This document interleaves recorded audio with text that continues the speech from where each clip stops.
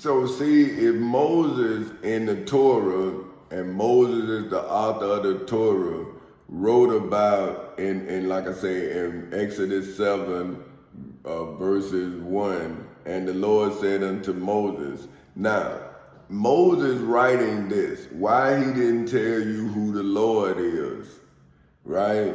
Now I'm saying, hey, I had to take the law from what the English version, right? Like if you was in England, they call the judge Lord, right?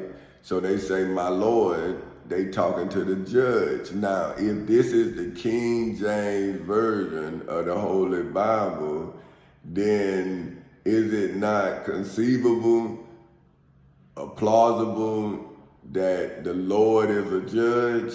Now, if I had to go into the civil and criminal courthouses in Seminole and Orange counties in the state of Florida and take the Florida Constitution, the United States Constitution, the Florida Bill of Rights, the United States Bill of Rights, the Declaration of Independence, statutory law, and the Civil Rights Act of 1964 from the Lord, right, that Moses said made him a god to Pharaoh, right?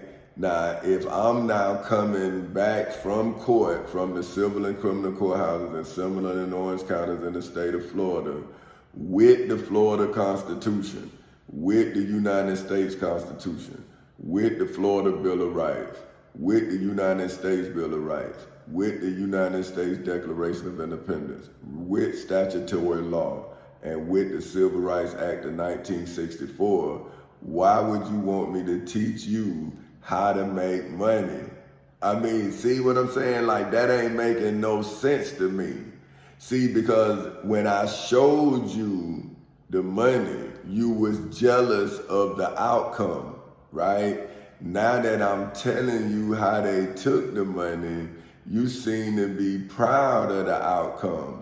But what I'm saying is, on both outcomes, you the one stuck in the middle because you don't know what's good or what's bad in either outcome. You see what I'm saying? Like, I really made my money. I really made my money work for itself, right? I didn't make my money work for me. I made my money work for itself. Think about it, right? If real recognize real, then money has to recognize its own fakeness.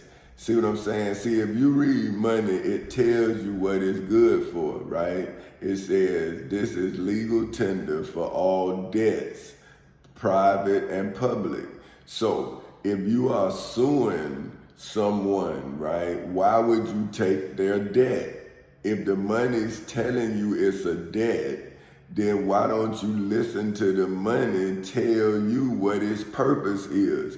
See, that's why it's hard for me to teach a slave economics, because the slave don't understand that they are the biggest part of economics. You see what I'm saying? They are commodities. So if the slave don't learn how to buy commodities, then the slave is never gonna buy themselves, because the slave is never gonna see themselves on the stock market. See, prisons are on the stock market. So it's a financial plan to incarcerate you. See what I'm saying? See, this is why I'm telling you that the law made me a god to the descendants of Pharaoh. See, but if you're not looking at me like Moses, then you don't see that the law that Moses penned is now standing over me, like that blood of the lamb that Moses put over the post. See that blood, right? Now see, like, this what saved me, right? It say the blood of the lamb,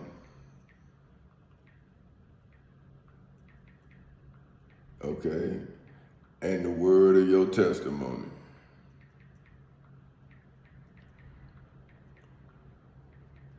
Okay, so now, see, this is what I'm saying.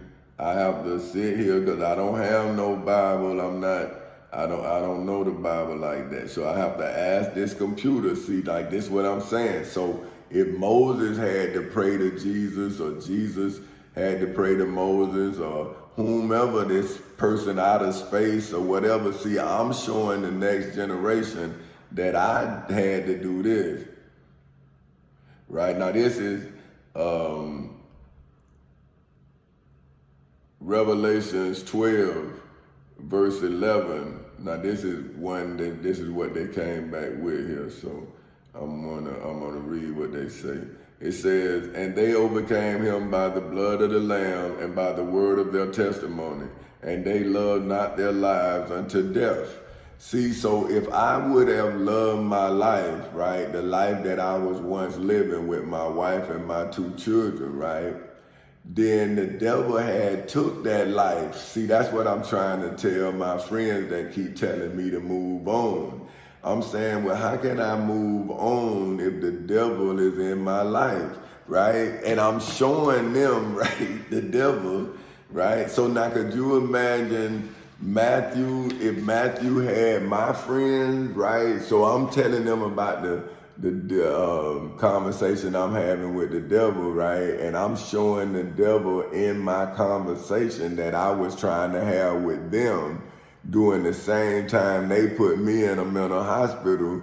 But now they want me to teach them about financial literacy, right? And I'm saying, well, if you're a terrible investor, right? If you can't see that this is a good investment, that it's worth its weight in knowledge, right? Not gold. Now, see, back in the days,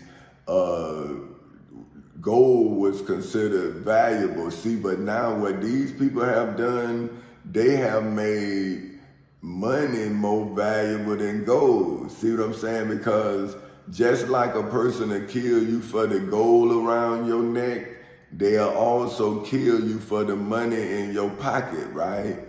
But no one kills for knowledge. Think about it, right? People kill to pay a bill.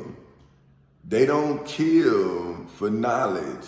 So I had to kill my devil to become knowledgeable of how my devil tried to kill me. See, this is a counterattack to an evil plot plotted against my wife, my daughter, my son, my grandmother, my children, my family, and my friends. Because see, everybody who loved me was also victims of the plot that was plotted against me.